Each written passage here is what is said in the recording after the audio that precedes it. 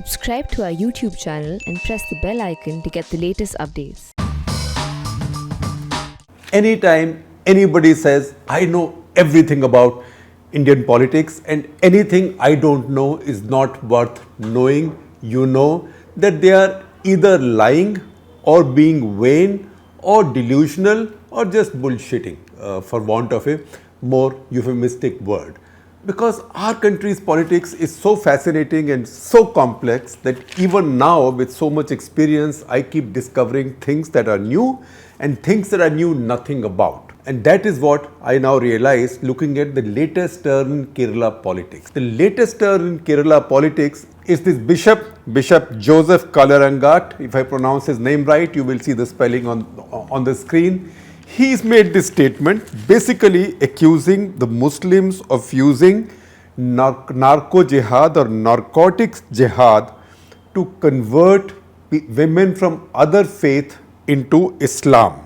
He said this at a church service in Kottayam district. Kottayam district is also the home of Syro Malabar Church, or you know a lot about Kerala Christians, Syrian Christians. In fact, my friend and colleague and former boss T.N. Nainan had once told me that look, don't even try to get into the intricacies of the Christian community in Kerala, because there are so many churches and so many groups that you will not be able to handle it. So I'm not even going there.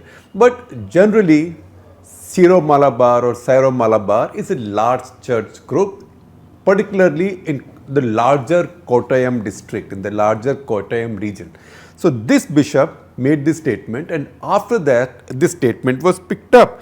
He said, in this statement, he said it is not just love alone, quote unquote, that jihadi terrorists are resorting to, but narcotics are also being used to trap non-Muslims. They've realized, they as in what he describes as jihadi terrorists, they've realized that in a nation like India, taking up weapons and destroying other faiths isn't easy, but love jihad and narcotics jihad are a way out. So that is what they are doing. Now, if it was one oddball bishop saying, it would have been ignored. But soon enough, he found support from others. He found support from others, including from KCBC, which is the Kerala Catholic Bishops' Council.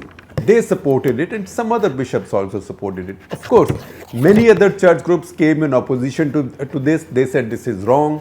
Kerala is a spiritual land where people practice their own religion. Kerala Chief Minister attacked it. Congress party criticized it. Of course, the BJP, forget criticizing. The BJP in fact said that this should be looked into. Now that is where politics begins to get more complicated and more interesting. Now, Christianity and Kerala. First of all, Christianity is very old to Kerala. Christianity is much older to Kerala than in most parts of the world. So I do remember that when Rajiv Gandhi went to the US the first time and he addressed the joint session of the US Congress Senate, there, if I remember correctly, he said that look, India is the home of all religions or something like that. In fact, St. Thomas came to India even before Christianity had stepped into Europe. And that actually is correct. From all the accounts that you read, St. Thomas or St. Thomas the Apostle, he came to Kerala, to a place traditionally called Muziris or Cranganore, which is on the coast of Kerala, 28 kilometers north of Kochi. Sort of, that is where the mouths of the river Periyar open out into the Arabian Sea. And that is where traditionally, through history, through millennia, ships and boats have been coming from other parts of the world. So that is where he apparently landed in 52 AD, 52, in 52 AD, that far back. And that's how a lot of St. Thomas Christians came up in Kerala. So Kerala has a very old history of the church and Christianity. Similarly, Kerala has a very old history of Islam. So Kerala and that part of India's western coast actually received among the first Muslims in India. They did not come through invasion as they might have come in Sindh with Muhammad bin Qasim. No, these were Arab traders.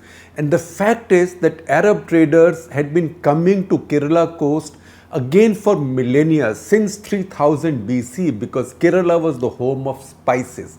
So cinnamon, for example, dalchini, that was a spice much needed in the world, particularly in the Middle East, and people came in. So Kerala had that traffic, there were lots of boats coming, people staying back and people bringing in influences and taking back influences. So that's how Islam also came to Kerala very early on. So far, Kerala had generally had communal peace, particularly between Christians and Muslims.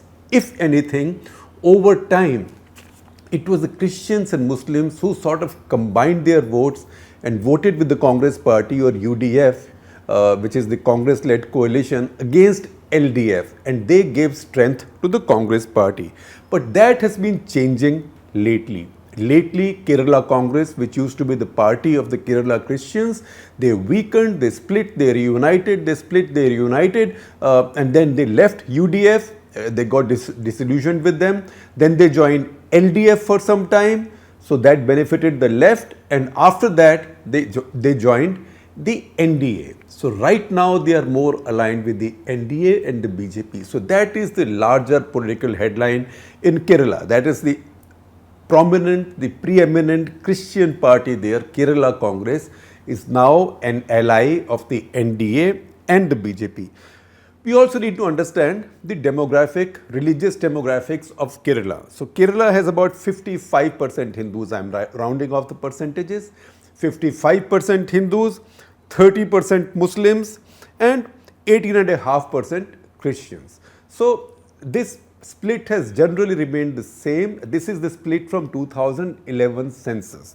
Now, where is it that I am drawing wisdom for much of this episode of Cut the Clutter from? Because I admitted to you early on that I knew nothing about this Christian-Muslim politics in Kerala. Zero, double zero. And also nothing about how the changes in Kerala Congress's politics had come about. So this is something new for me, and I am relying greatly from an article by Anand Kochukudi, who is a former editor of Kochi Post. He wrote an article in The Hindu, which I am sharing with you. Please see that. And thank you very much, Anand. And also from a detailed story that our young reporter, Fatima Khan, has written out of Kerala on this subject. Remember, very often I keep saying that young reporters from the print will reach wherever the story is. So she covers politics in Delhi, but she is now traveling in Kerala and reporting on this story. So I, being the editor, I have the privilege of seeing the advanced copy of her story as it's being edited. So I get my wisdom from Anand Kochukudi and Fatima Khan's story. Please track that story when it gets published on the print.in. Now, Anand Kochukudi explains that in 90s and early 2000s, there was a big change in the Christian lifestyles in Kerala.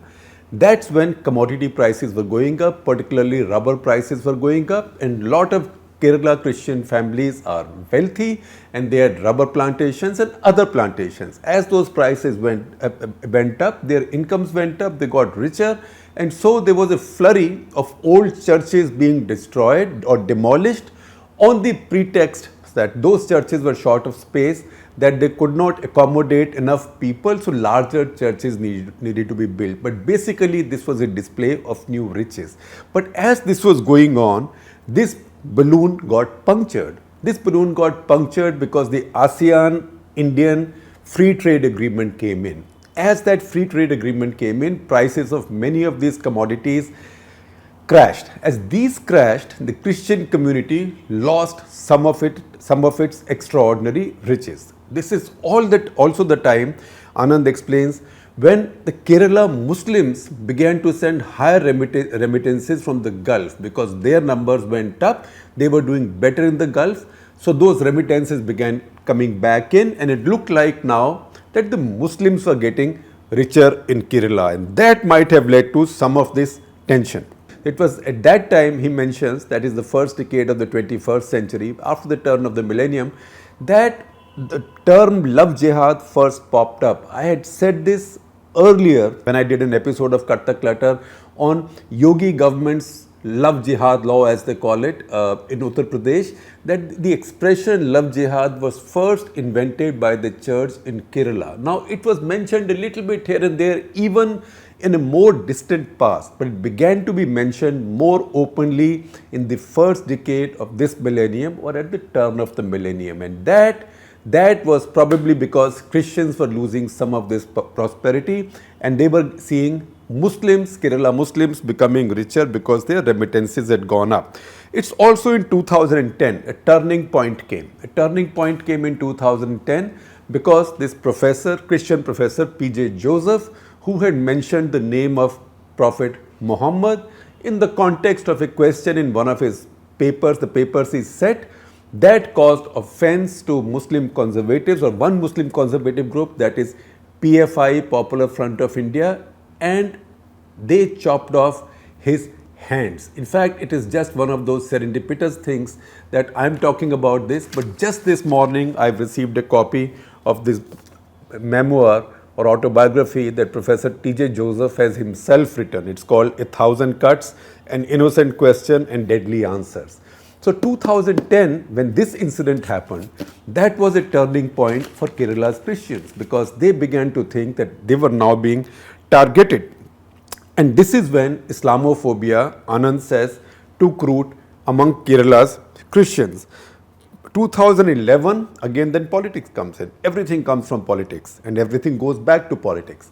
2011, Kerala Congress suffered a setback, that is the Christian Party, and Indian Union Muslim League, which is also an old ally of UDF, of the Congress Party, they did much better. So that again fed into this fear. It was also the time when news came out that some Kerala young men and women, particularly from Christian community, had converted to Islam and had joined ISIS and gone to Afghanistan and other places.